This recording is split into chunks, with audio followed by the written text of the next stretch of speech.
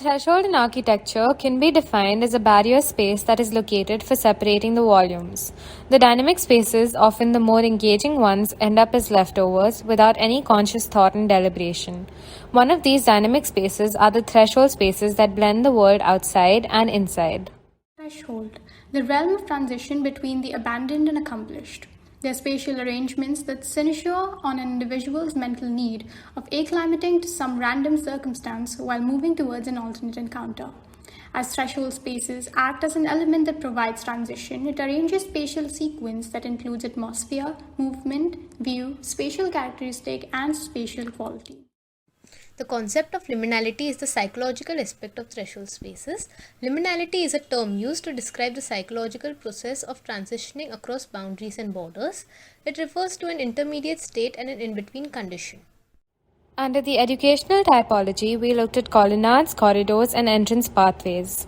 A colonnade is a long sequence of columns. The linearity of it prevents students from sitting down in that space and makes them want to walk around. Students use this space to catch up with one another while walking to their next class. Corridors in a school act as more than just a transit space that creates a flow of movement. Corridors are used as breakout spaces, places for socialization, meetups, encounters, and as places for learning and teaching. The entrance pathway acts as the first and last meeting point for students. Before their classes begin, they use the space to discuss what the day has to offer. At the end of the school day, they can be seen discussing work, socializing, lingering around before they leave for their houses.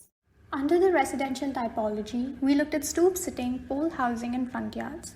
In New York and other American cities, stoop sitting is a part of the urbanized culture of spending time by sitting, gathering, and loitering on building porches and fronts.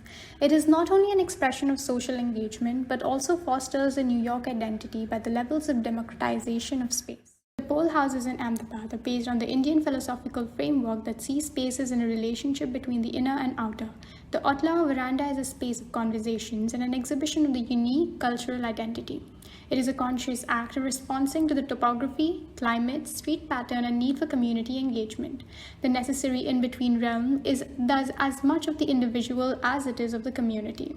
The front yard of a residence is bereft of physical boundaries in most American and Australian homes. It is therefore a space that is open to the public even though it is a private area. It acts as a buffer between the public street and private house. It is a space where people in the neighborhood can gather and spend time together. Under the workplace commercial typology, we looked at office lobbies, connecting bridges, and vestibules.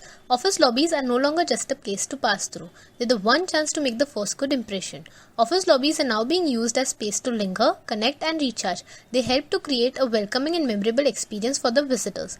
Building bridges are space of transition that connect to different environment. They are the space that literally transition a person's mental state from a particular environment that they leave behind and give them the transition time to prepare for what the adjacent building has to offer. Vestibules in the context of workplace commercial space and residential space have different impact on the users. In a workplace, it is the last moment of peace and quiet before they enter a chaotic working environment, whereas in a residential space, it acts as a space where an individual can leave all their worries and stress behind